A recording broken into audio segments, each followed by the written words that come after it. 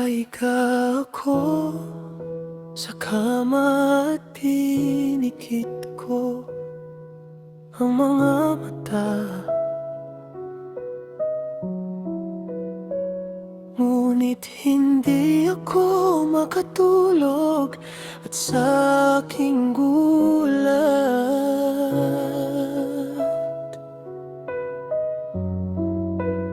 dahil ang imahen mo'y naninilay sa isip ko, isang alaala na hindi ko matanggal.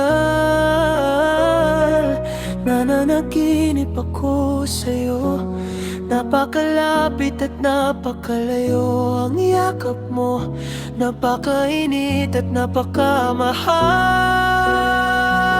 Habang maigpit mo akong yayakap sa iyong mga bisig, ligtas ako sa lahat ng kapahamakan ng buhay.